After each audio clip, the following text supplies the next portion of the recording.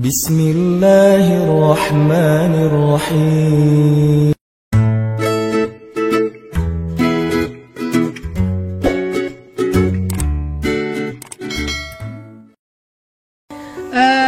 Teman-teman, jadi Allah memilihkan untuk seorang Muhammad kecil, ibu susuan terbaik, justru dengan cara apa?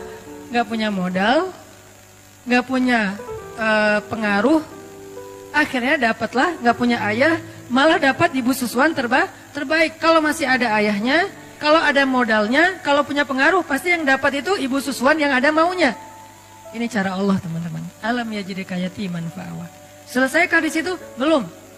Selesai era susuan, bahkan Allah memilih untuk Nabi itu tempat beliau tumbuh dan belajar bahasa adalah tempat kabilah yang paling baik. Karena ada beberapa ibu susuan dari kabilah-kabilah yang banyak, Allah pilih untuk Rasulullah kabilah Sa'diyah. Kabilah Sa'diyah ini apa? Yang ngomong bahasa Arabnya tuh paling lekoh. Yang ngomong bahasa Arabnya paling lekoh di antara orang Arab. Yang paling ningrat gitu kalau ngomong.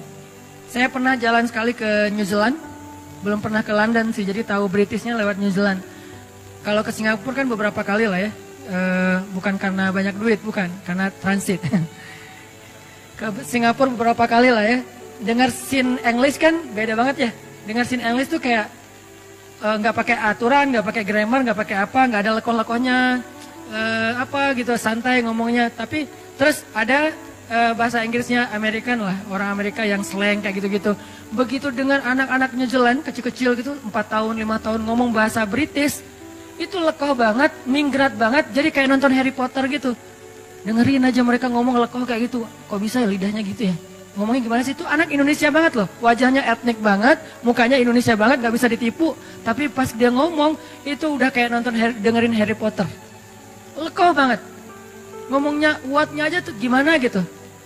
Ngomong no-nya aja kayak dibuat-buat gitu. Tapi kalau kita jadi lucu ya, kalau mereka keren. Nah, Rasulullah tinggal di sebuah kabilah yang ngomong Arabnya tuh paling British. Dalam analogi kita ya, yang ngomong Arabnya bukan sin English, bukan sin Arabic, tapi Britishnya Arabic.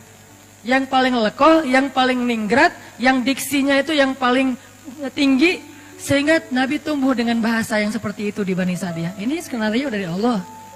Wa wajadaka alam yajidka yatiman fa'awa. Kalau sekolah kayak gitu mahal. Sekolah Arabik yang British banget, mahal tuh. Dan yang sanggup sekolah kayak gitu, hanya orang-orang kaya. Rasulullah, Allah punya cara sendiri. Allah tuh luar biasa, luar biasa. Gak ada duit, gak masalah kata Allah. Nanti aku undang aja hambaku yang paling tulus, yang dia bisa ngajarin hambaku ini bahasa Arab yang paling British. Arab yang paling British, ini jangan di-cut ya, jadi salah paham. Arab British apa maksudnya Ustaz? Maksudnya elegan gitu. Maksudnya elegan, lekoh, ningrat, diksinya keren. Nah setelah Nabi lekoh bahasa Arabnya, era pendidikan bahasanya udah selesai. Kan yang paling bagus bahasa itu dari kecil ya. Karena anak kecil cepat menyerap bahasa. Baru nanti dia, kayak anak saya orang Aceh, istri orang Jawa, tinggal di Bandung. Tapi kalau ngomong bahasa di rumah, dia yang paling nyunda. Karena teman-temannya anak-anak Bandung gitu. Jadi kalau dia ngomong Aisyah, Maryam tuh kalau ngomong sama saya malah kadang-kadang sering nanyanya ke Aisyah, Aisyah ini artinya apa sih? Aisyah ngajarin, kenapa? Karena dia tumbuhnya di Bandung. Kalau dia tumbuhnya di Aceh, dia bakalan bahasa Aceh. Kalau dia tumbuhnya di Surabaya, dia bakalan bahasa Surabaya. Nah, masing-masing dikasih lingkungannya. Nah, Rasul tumbuhnya di Bani Sa'di, bahasanya paling bagus. Udah selesai? Belum. Nanti ada era lagi kedua, setelah masanya Abdul Muthalib, Aminah, Halimah, nanti ada era kedua. Awalnya dinaungi atau dipelihara oleh pamannya Abu Thalib. Ini era periode kedua. Dan ini juga luar biasa. Abu Thalib punya banyak anak, tapi yang paling disayang justru ponakannya. Punya banyak anak, tapi yang paling disayang justru ponakannya. Kemana-mana pergi pasti yang dibonceng ponakannya. Muhammad ikut paman, ikut boncengan, motoran gitu. Motornya keledai, onta, kuda. Memotoran aja keliling Mekah, ke Suriah dulu namanya Damaskus, kemudian ke Yaman, yang dibawa motoran sama Abu Thalib touring kemana-mana itu siapa? Ponakannya, bukan anaknya justru. Kenapa bisa kayak gitu? Allah masukkan cinta ke dalam hati Abu Thalib, sehingga di antara semua keluarganya yang paling disayang justru bukan anaknya tapi ponakannya. Allah yang bikin kayak gitu. Sehingga karena sayangnya Abu Thalib kepada Rasulullah kecil, Muhammad kecil, akhirnya Abu Thalib tuh mikirin banget pendidikan Muhammad kecil. Mikirin banget. Gimana ya cara anak ini jadi seorang pemimpin? Anak-anak yang lain gak gitu-gitu amat. Tapi yang ini difikirin, sama kayak seorang ayah mikirin, nanti dia SD-nya di mana yang bagus ya? Browsing, banding-bandingin, komparasi yang satu dengan yang lain, harga, kurikulum, segala macam kan ya? Nanti SMP-nya di mana ya? Nanti dia belajar ini di mana ya? Nanti dia belajar itu di mana ya? Sama kayak sekarang saya mikir anak saya nanti, kalau yang dia laki-laki dia harus bisa satu. Buat saya pribadi ini subjektif banget ya. Karena saya mengkader dia rambutnya harus panjang, keriting, berarti dia surfing, skateboard. Karena model rambut udah dapet nih, kayak reggae banget lah ya. Surfing, skateboard harus bisa. Berarti di belakang rumah saya harus bikin mini rem, biar dia latihan sendiri gitu. Satu, dari sisi mainnya.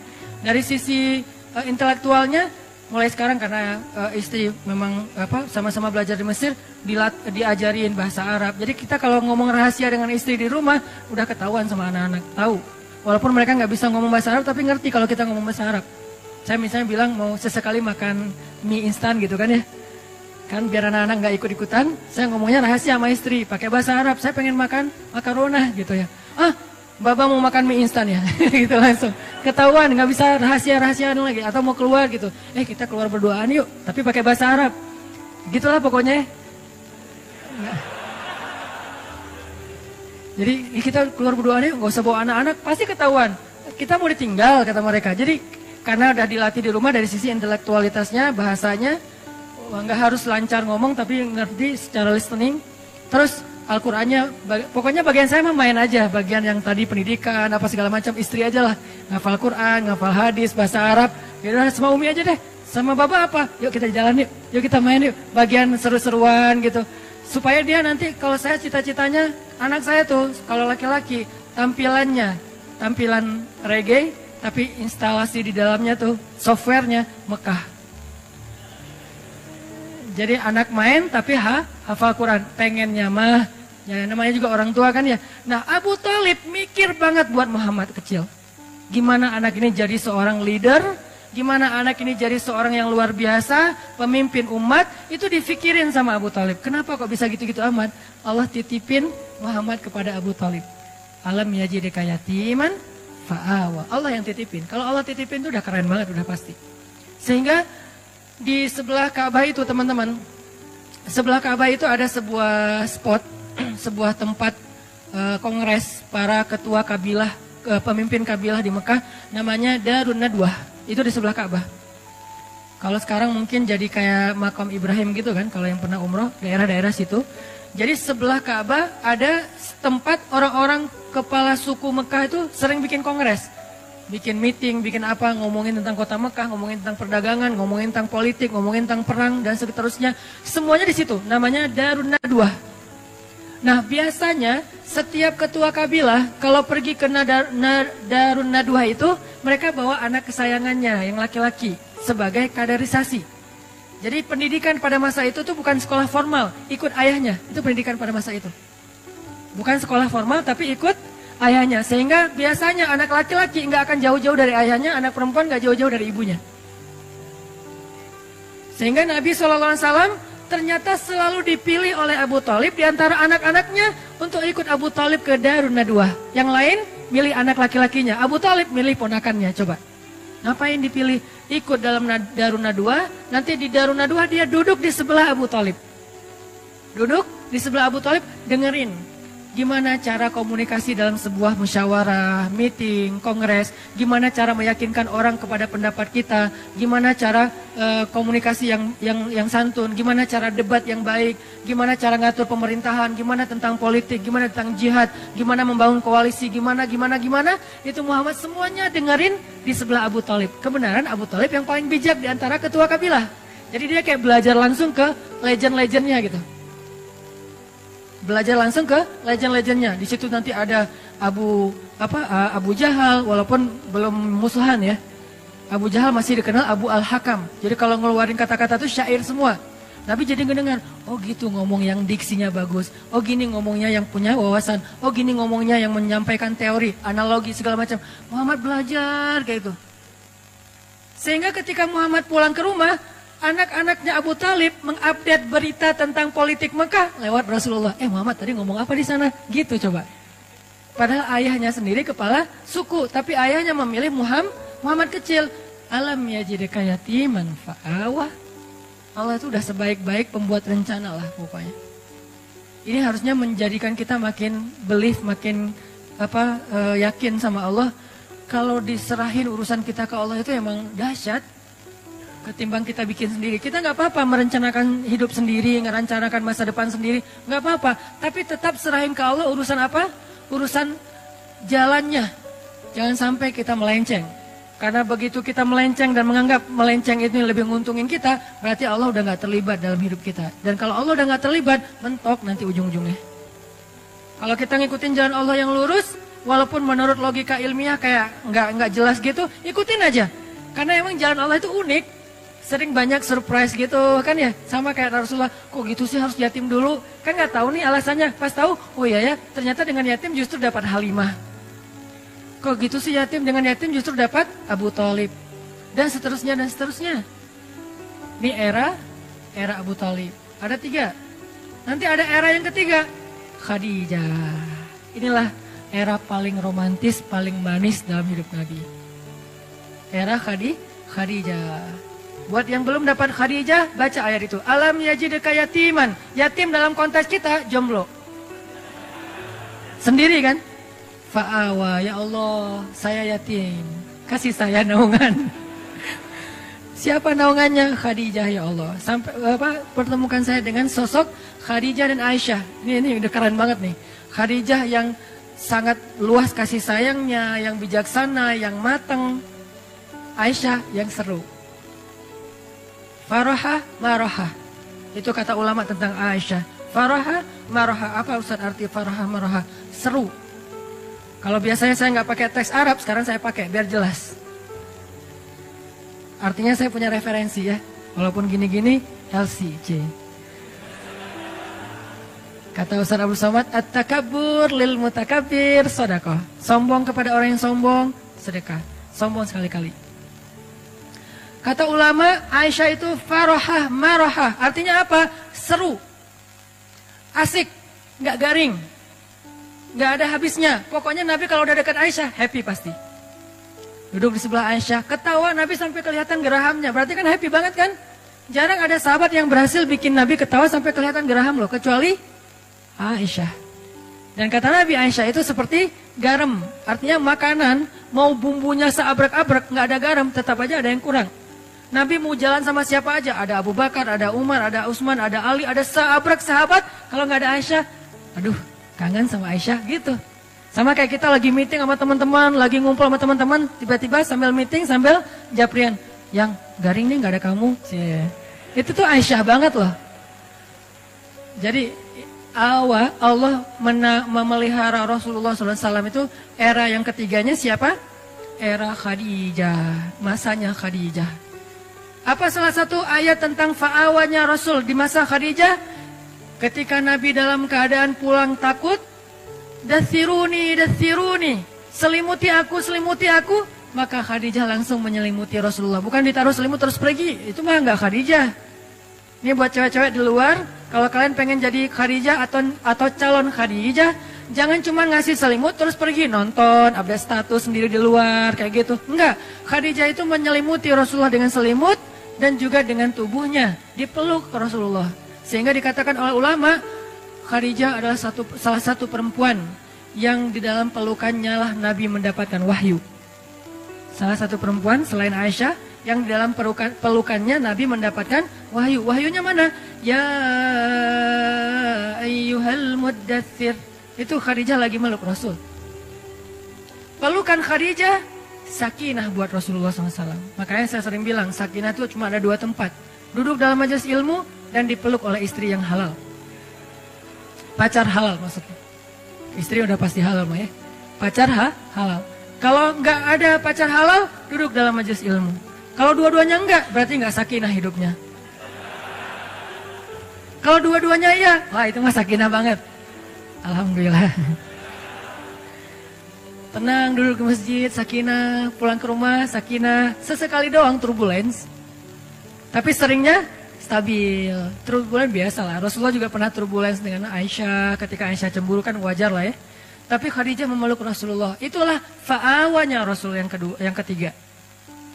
Terus pulang dalam keadaan sedih karena diomongin, dibully, dihead sama orang-orang Mekah. Pulang zammiluni, zammiluni, zammiluni, zammiluni. Dipeluk lagi sama Khadijah.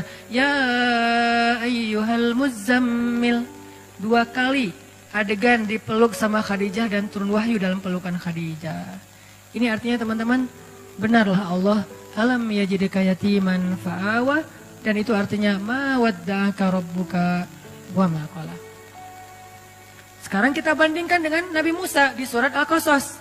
Nanti teman-teman baca sendiri karena nggak cukup waktu buat kita baca sekarang, nanti baca sendiri. Di surat Al-Qasas di halaman keduanya paling atas tuh, satu halaman, Allah mengisahkan bagaimana seorang Musa yatim, bukan yatim dalam arti nggak punya ayah ya, yatim dalam arti sendiri, dihanyutkan ke sungai Nil. Kan Allah mengilhamkan kepada ibu Musa yang tadi juga ada di surat Toha yang tadi dibacain pas sholat Isya. Nah, bagaimana ketika Allah menyuruh ibu Musa menghanyutkan Musa ke sungai Nil sendiri? Bukan berdua dengan ibunya di dalam peti gitu. Gak tega ninggalin anak sendiri, ya udah saya peluk aja berdua yuk nak hanyut gitu. Enggak, hanyutnya sendiri. Ibunya cuma ngelihat dari kejauhan sampai hilang dari pandangan ibunya. Tetehnya ngikutin semampunya.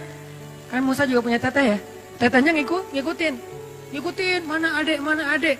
Begitu hanyut, tujuan hanyutnya buat apa?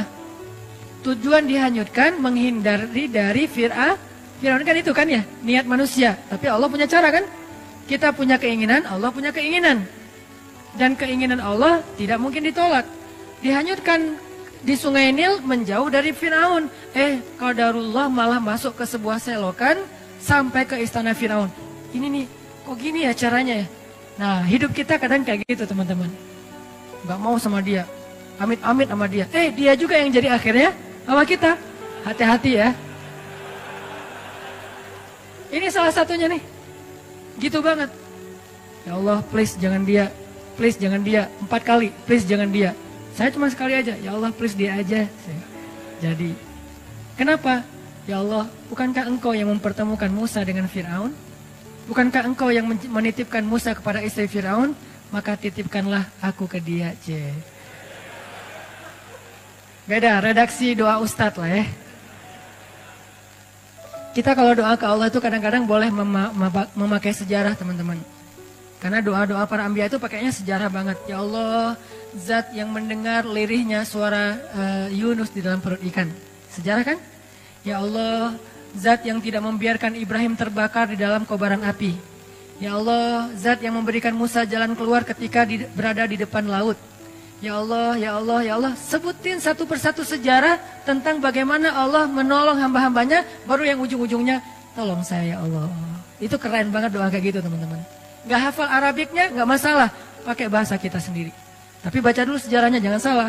Ya Allah, yang menyembuhkan Nabi Sulaiman dari sakitnya 17 tahun. Bukan Sulaiman kata Allah, Ayub.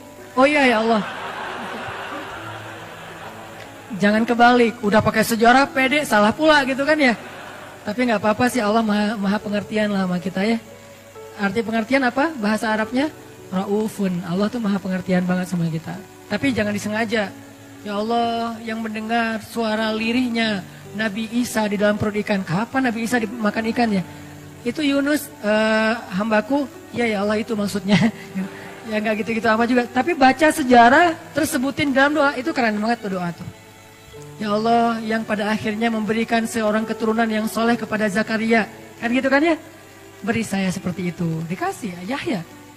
Ya Allah pengen banget punya anak yang nanti dia menjadi salah satu tokoh pergerakan yang membangun yang menyebarkan kebaikan agamamu, keadilan kepada orang-orang yang terzolimi ya Allah, seperti seorang ayahnya pendiri Turki Utsmani, panjang gitu, beri saya anak laki-laki, saya kasih nama Ertugrul Ghazi, dikasih.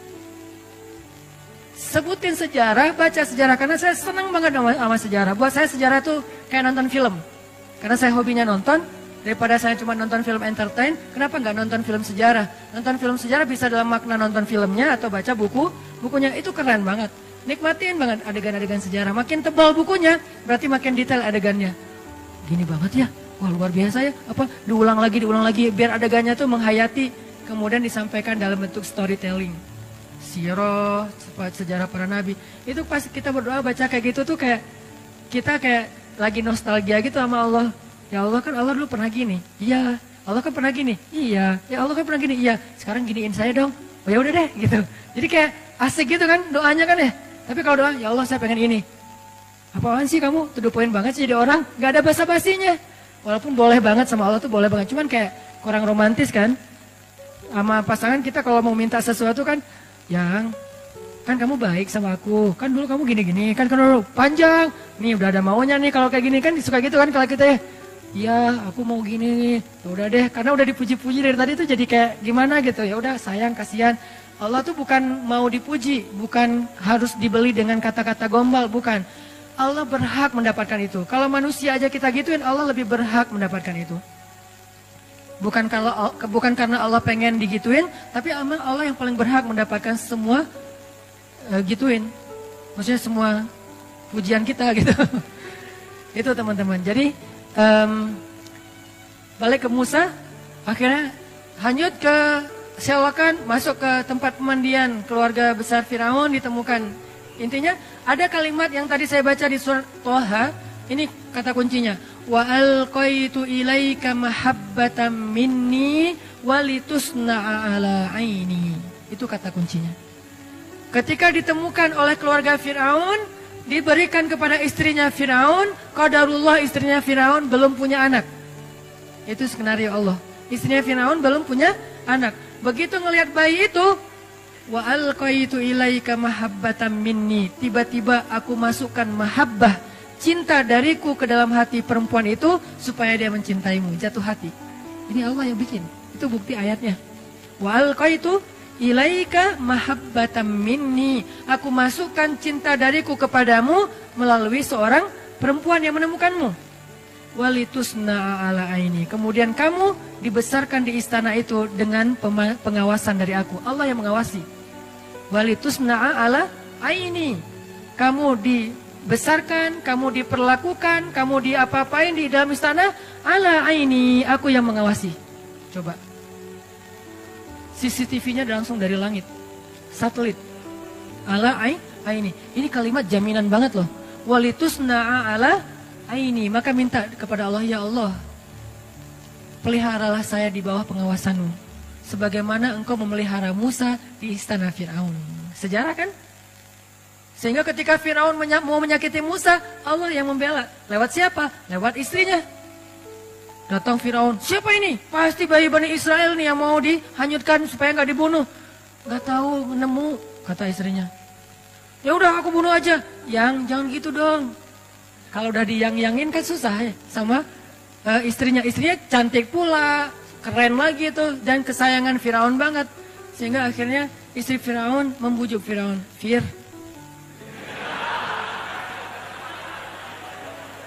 Kata istrinya, Qurratu ainin li walak. Bahasa Al-Qasasnya, Qurratu ainin li walak. Anak ini nyenengin banget loh. Kan aku gak punya anak, aku gak nyalahin kamu kok. Tapi ternyata Tuhan mengasihi kita, memberi kita gantinya. Ini anak Qurratu ainin li walak, nyenengin banget. Kamu seneng kan ngeliat dia? Enggak. Qurratu ainin lak laisali. Kamu, saya enggak. Kamu dong yang cinta sama dia, saya enggak, biasa aja. Ya udah gak apa-apa, yang penting kan kamu seneng kan kalau aku seneng. Iya sih, ya udah. Beres. Ini cara Allah, walitusna'a ala aini. Kamu dibesarkan di situ dengan pengawasanku. Aku yang ngebelain kamu, aku yang menjaga kamu. Kalau kamu mau dicelakai oleh Firaun pas hari mau disembelih hidup-hidup, Akhirnya aku kasih ide kepada istrimu, istri Firaun, supaya menjaga kamu dengan cara dikasih pilihan. Pokoknya singkat cerita kayak gitulah. Panjang kalau diceritain. Intinya, akhirnya Musa selamat. Nanti masih ada adegan, wajadaka ailan fa'agna. Lapar kan Musa? Tiba-tiba bikin audisi menyusui. Mirip dengan Rasulullah, cuman nggak pakai audisi kalau Rasulullah. Ini mirip banget nih ceritanya. Rasulullah cari ibu susu, Musa juga nyari ibu susu. Bedanya ibu susunya Musa, ibunya sendiri. Ibu susunya Rasulullah, perempuan soleha juga. Cuman beda kasus, beda model. Intinya, wajadaka ailan fa'agna. Itu teman-teman, insya Allah ternyata baru dapat satu ayat. Alam yajidka yatiman fa'awa. Itulah tafsir teman-teman. Itulah yang kita pelajari di Mesir, di Al-Azhar. Satu ayat, itu kalau mau dibedah lebih dalam lagi mungkin banyak komparatif dengan surat-surat yang lain akan lebih panjang. Tapi intinya sih bukan mau pamer ayat, pamer wawasan, bukan. Intinya adalah harusnya semua wawasan yang kita dengar tadi membangun iman di hati kita. Liyazdadu imanan ma'a imanihim, bertambahnya keyakinan di dalam hati kita tentang apa? Tentang Allah, ma wadda'aka rabbuka wa ma qala. Allah tuh nggak pernah ninggalin kamu, nggak pernah benci sama kamu.